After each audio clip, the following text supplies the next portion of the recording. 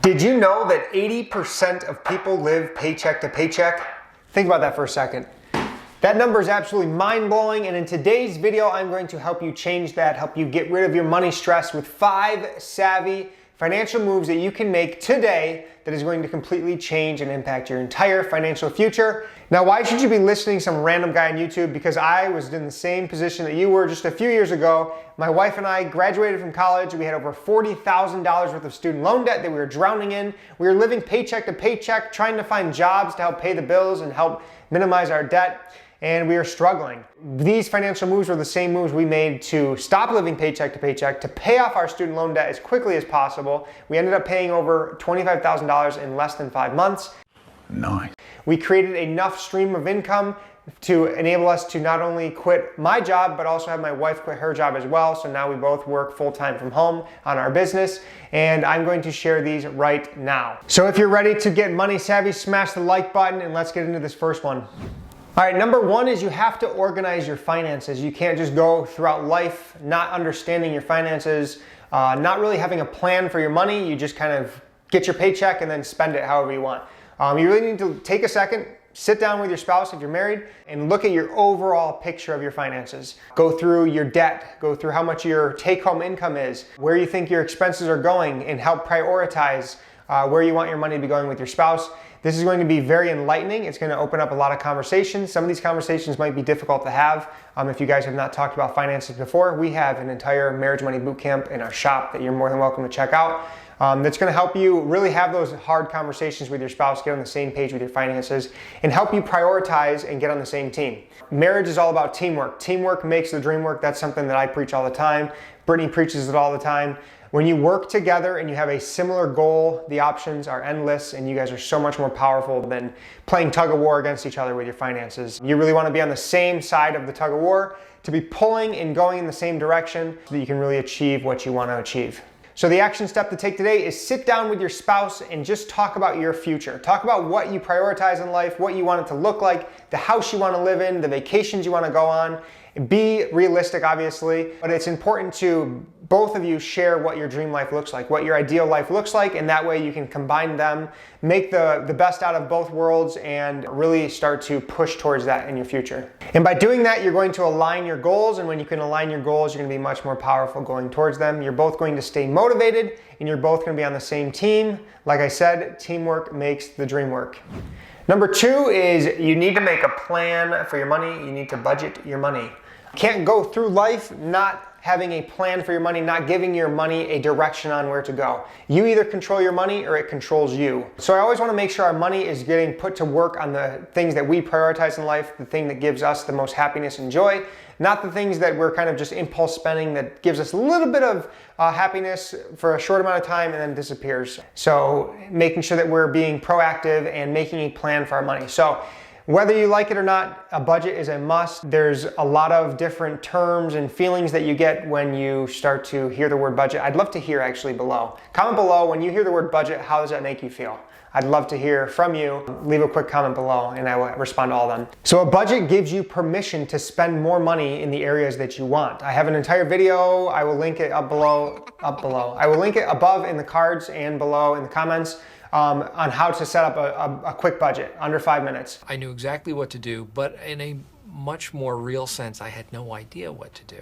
So tonight I want you to sit down and write out your budget. So a budget is just a plan. It's an idea on where you want your money to go, and you want to make sure that it's basically a way to commit to spending the money how you want to spend it. Spending the money where you prioritize versus kind of impulse spending here and there, and all of a sudden your money's gone, you have no idea where it is. You want to make sure it's going towards your goals. Just like counting calories, when you're trying to lose weight, you need to track it so you make sure that you're hitting your calorie count and you can start to lose your weight.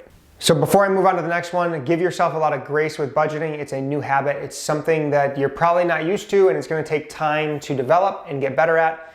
You're basically just forecasting what you expect to spend that month in each category.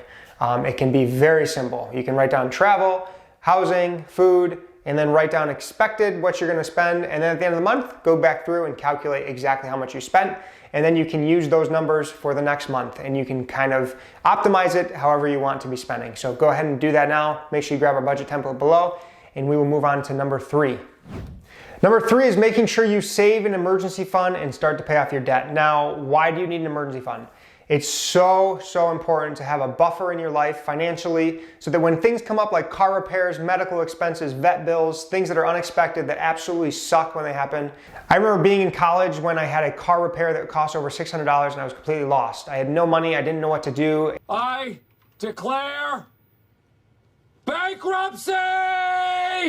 And it was such a financial stress for me that I knew moving forward I needed to have $1,000 saved up at all times to have that emergency fund, to lean on those finances when things came up so that I could handle it without all the stress. So make sure that you are saving $1,000 as quickly as possible, put it in a savings account, leave it there, and whenever you need to tap into it, when something comes up in your life, you have that money that you can pull out, use it for the emergency, and then start to fund it back to $1,000. And that buffer is completely life-changing. It's going to take all that stress off your shoulders when things happen, that you are capable of paying for it and not having to freaking worry about where the money's going to come from. Now, after you have your emergency fund set up, you want to start attacking your debt.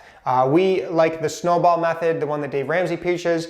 You basically list your debt from lowest to highest, total amount, and you start attacking from the top. And once you say you have a credit card debt of $500 and then student loan of $2,000 and then a car payment of $5,000, just an example.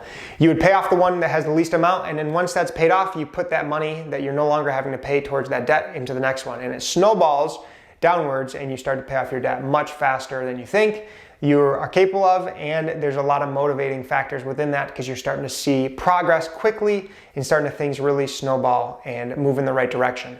So before you start attacking your debt though, it's very important to have that emergency fund, that buffer in your life to kind of protect you financially, and then you can start attacking your debt and just attack that thing. We paid off $25,000 in 5 months because we committed to doing it as fast as possible. We knew that there was going to be a temporary sacrifice in our life for huge gains the rest of our life. We wanted to get completely unshackled from debt.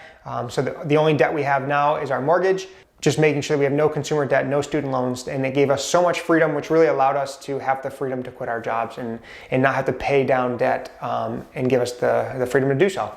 So before I move on to the next one, I do want to mention the borrower is slave to the lender. Listen to that again. The borrower is slave to the lender.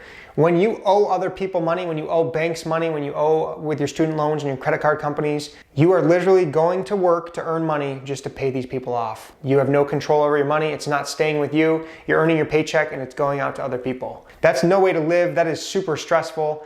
I know that when we had debt and we were paying it off, it was very stressful to see that money just continue to go away and chip away at our paycheck and have nothing left at the end of the month. If you're following along so far, hit the thumbs up, comment below Money Savvy so I know that you're following along, and let's move on to number 4. All right, so number 4 is starting to invest your money. So you've organized your finances, you've made up what your ideal life looks like. You have started a budget and a plan for your money, so you know where your money is going each month. About, like I said, it's just a forecast. A budget is just a plan for your money. It doesn't have to be, I'm going to spend $2.10 on groceries this month, which is very unrealistic. But you don't have to do it to the penny, anything like that. We do not do that. We use Mint.com, which is a very easy to use budgeting app. Highly recommend it to everyone. We are not sponsored by them to say that. It's just one that we've used the last decade and have tremendous value and experience with. So highly recommend checking out Mint. So you're gonna make your budget. The next, you're gonna save your emergency fund if you don't have one yet. That's $1,000 in a savings account for you to use during emergencies and start to pay off your debt. And then now start investing. If you really want to reach financial freedom and start to grow your wealth, you need to put your money to work for you. You can't just have it sit underneath your bed mattress or in a low savings account where it's earning you a couple pennies a year.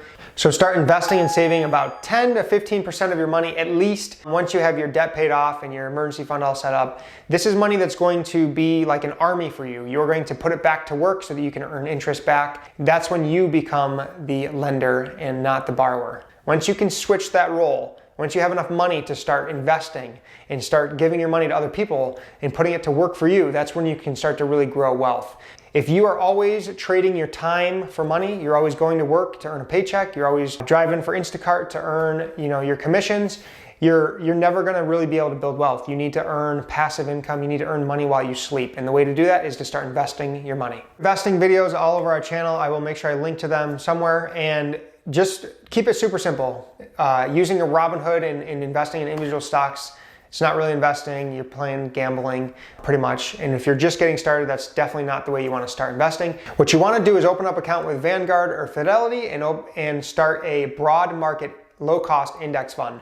An index fund is basically a huge pot of stocks that match the market, the S&P 500, and you're going to be diversified, and there's going to be low cost fees, and you're going to earn your 7 to 8% without even thinking about it every single year. So that's the way to go. That's truly investing. You're investing long term.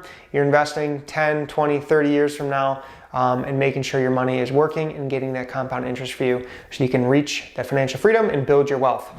And last but not least, number 5 is starting a side hustle and increasing your income. Now that you have a plan for your money, you've started to cut back in areas that you don't really need, you've paid off your debt, you're starting to invest. Now your biggest tool to really propel your financial future and your wealth building is starting to increase your income. So whether that's starting an online business like a blog or a YouTube channel, or it's doing some side hustles with Instacart or Uber, or freelancing online with proofreading or freelance writing or virtual assistant, whatever it may be, take your skill set, take what you enjoy doing and look for other work. And this is going to help you propel and increase your income so that you can put more money towards investments or more money towards your debt. And it's really important to first cut your expenses, because that's a quick win that you can do, tonight, day one. Cut out those subscriptions that you don't need, cut out the fast food that you don't need, and then put that money to work in other places. But after you do that, you don't really want to cut your life down too much, because then you're kind of living a cheap life, and it's not really fun to sacrifice all the time. So cut your life to, a bare minimum where it makes sense and you're still enjoying life and you're happy. But then once you do all the other financial moves, you really want to start increasing your income as much as possible. And I cannot preach enough about starting an online business or starting a business in general. That's really going to be your best time investment, your best money investment ever, because you can really propel yourself and increase your income exponentially very quickly.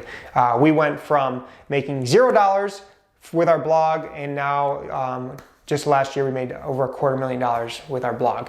And it allowed us to quit our jobs. So starting a business is really one that's going to propel you further and further. But there's tons of side hustle jobs. I have a video on how to make money online as well. I will link to. There's going to be lots of links below. Make sure you check them out. But that's basically our video. Thank you so much for watching. If you found value in it, please hit the thumbs up. Don't forget to subscribe. Stay tuned for more videos that are going to help you save money, pay off debt, make money online, and reach financial freedom.